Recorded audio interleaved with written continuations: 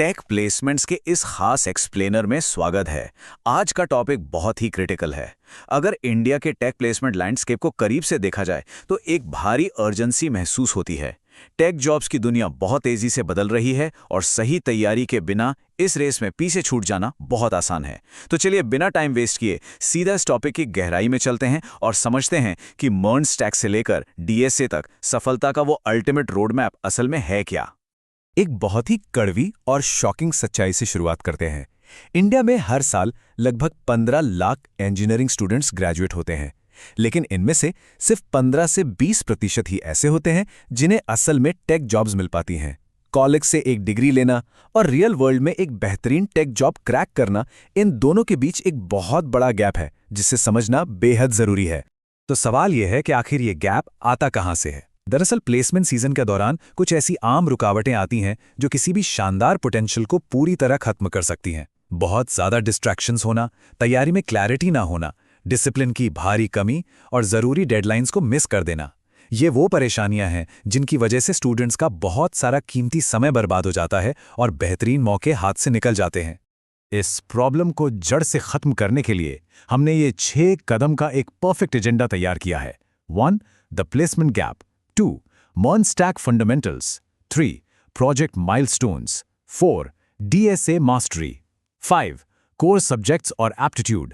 और 6. Resume और Interview Polish. यही वो डेफिनेटिव सॉल्यूशन है जो एक परफेक्ट टेक रेज्यूमे बनाने में मदद करेगा।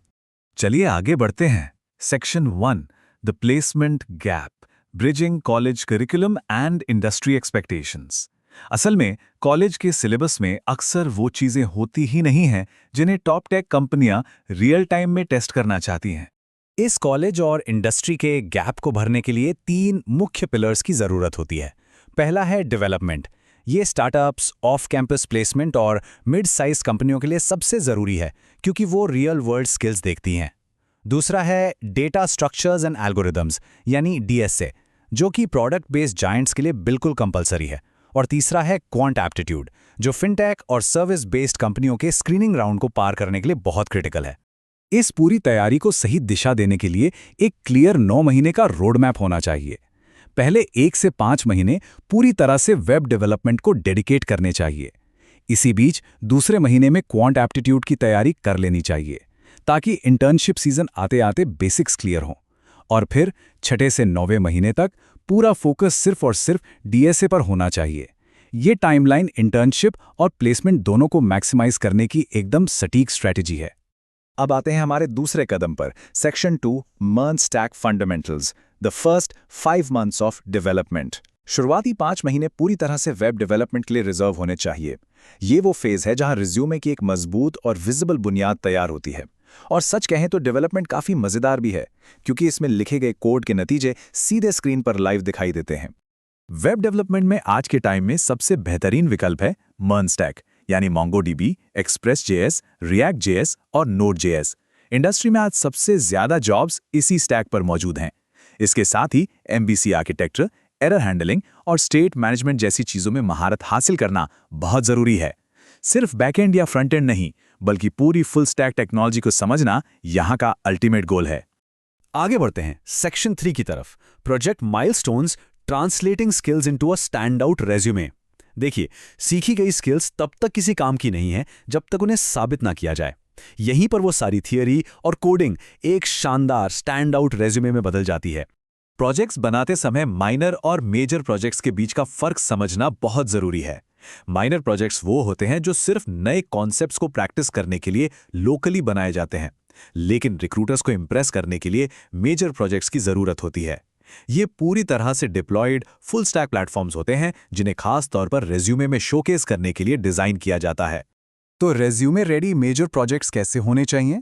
कुछ ऐसा जो सीधा इम्पैक्ट डाले, जैसे एक एयरबीएनबी क्लोन जो ट्रैवल और लिस्टिंग प्लेटफॉर्म हो, ज़ीरोधा क्लोन जो इन्वेस्टिंग और ट्रेडिंग को दर्शाए, ओपनएआई एपीआई का इस्तेमाल करके सिग्मा जीपीटी बनाना, या फिर लिंक्डइन और जूम जैसे सोशल और लाइव वीडियो स्ट्रीमिंग प्लेटफॉर्म्स बनाना।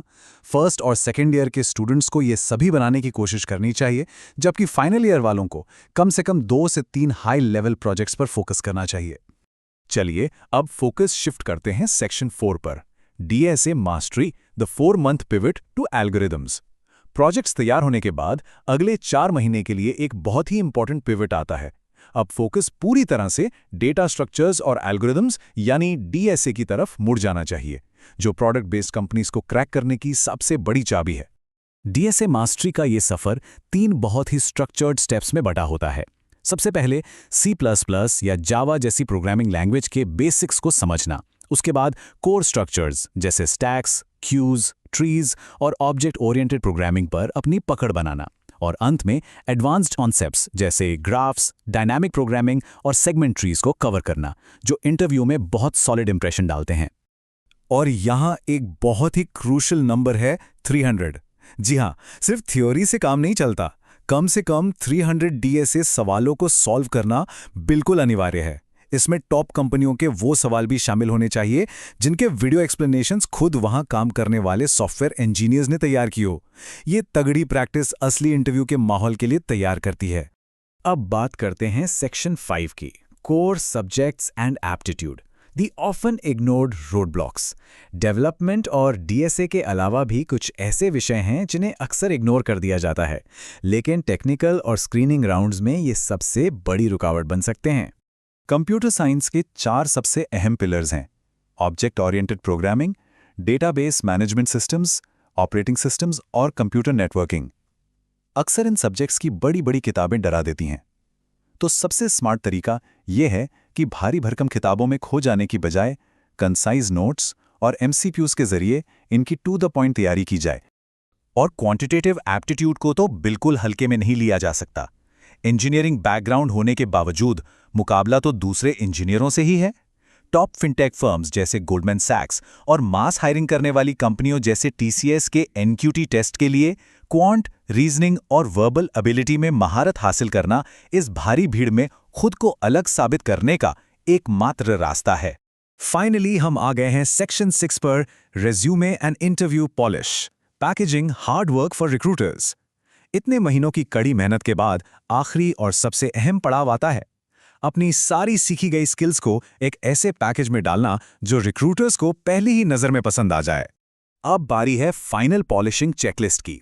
1-on-1 रेज्यूमे करेक्शन बहुत ज़रूरी है।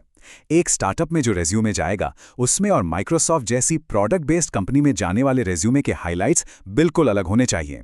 इसके साथ ही लिंक्डइन प्रोफाइल को ऑप्टिमाइज करना और ऑफ कैंपस रेफरल के लिए सही लोगों तक पहुंचना जॉब हंट की सबसे अहम रणनीतियां हैं। अब एक बड़ा सवाल, 9 महीने तक इस पूरे सफर को बिना बर्नआउट के कैसे पार किया जाए? इसका जवाब है ऑल्टरनेट डे स्ट्रैटेजी। पहले दिन एक कोर लेक्चर अटेंड करना, दूसरे दिन कोई नई चीज पढ़ने की बजाय पूरी तरह से प्रैक्टिस और होमवर्क पर ध्यान देना, और फिर तीसरे दिन अगले लेक्चर पर जाना। ये रूटीन कंसिस्टेंसी बनाए रखता है और थकान से बचाता है। और एक बहुत ही पावरफुल विचार है जिसे हमेशा याद रखना चाहिए। किसी कोर्स या रोडमैप में एनरोल कर लेने से सिर्फ एक कमिटमेंट तो मिलता है, लेकिन असल प्लेसमेंट और इंटर्नशिप पक्के डेडिकेशन और हार्डवर्क से ही आती है। दुनिया का बेस्ट रोडमैप भी तब तक अधूरा है जब तक उस पर ईमानदारी से मेहनत ना की जाए। प्लेसमेंट की तैयारी का ये 9 महीने का टाइमर बहुत तेजी से भाग रहा है। सब कुछ एकदम स्पष्ट है, स्किल्स, प्रोजेक्ट्स और परफेक्ट रणनीति। सोचने वाली बात सिर्फ इतनी है कि इस परफेक्ट रेज्यूमे पर डिप्लॉय होने वाला सबसे पहला मेजर प्रोजेक्ट कौन सा होगा। समय आ गया है इस शानदार टेक जर्नी की शुरुआत करने का।